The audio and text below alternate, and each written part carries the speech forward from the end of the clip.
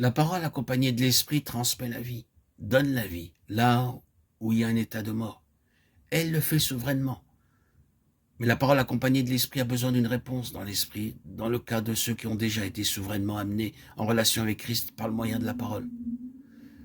La même vie dans la parole gouverne nos vies comme elle a gouverné notre nouvelle naissance. Le Seigneur Jésus fut réellement engendré par le Saint-Esprit, l'esprit de vie, mais par la parole ou par le moyen de la parole. Or, en ce qui concerne le gouvernement de sa vie, la même vie par le moyen de la parole a opéré comme dans son essence. C'est-à-dire, la même vie qui a amené à l'existence doit se trouver dans la parole qui gouverne la vie pour amener cette existence à une pleine croissance. C'est un principe de vie qui est tellement important. C'est cette nouveauté, cette fraîcheur qui est d'une telle importance. Cette originalité, si vous préférez, n'interprétez pas mal. N'utilisons pas ce mot dans son sens naturel. Nous voulons dire que dans la naissance par l'esprit de vie, il y a quelque chose qui n'a jamais existé auparavant.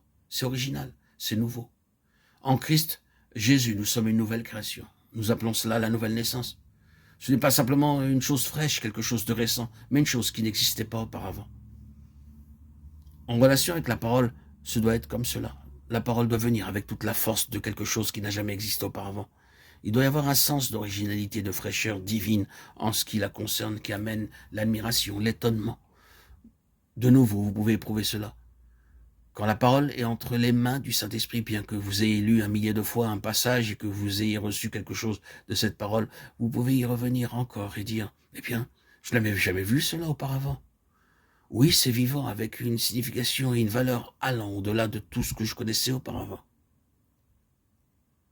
Il y a toute une différence entre cela et ce qui est défraîchi, et que nous mettons dans des livres comme résultat de notre étude biblique.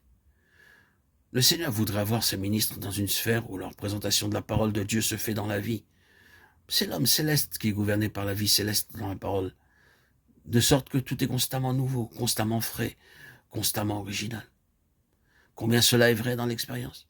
Il y a eu des moments où nous pensions connaître tout à l'égard d'une certaine chose dans la Bible. Nous avions énormément parlé à ce sujet, cela a été notre thème pendant longtemps. Puis, une période s'est écoulée où nous avons quitté ce sujet et l'Esprit du Seigneur nous y a conduits de nouveau. Et c'est alors comme si nous n'avions jamais vu cette vérité auparavant. Nous constatons que nous pouvons revenir à des anciens thèmes comme on les appelle avec une telle nouveauté.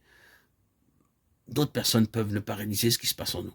Elles peuvent entendre ce qui équivaut à des choses anciennes, mais elles disent il y a une telle signification nouvelle, une telle compréhension nouvelle, qu'il est tout à fait clair que le Saint-Esprit n'a pas terminé avec ce sujet, et qu'il a davantage de choses à nous dire à ce propos. Nous devons veiller comment nous réagissons mentalement à des choses comme celle-là.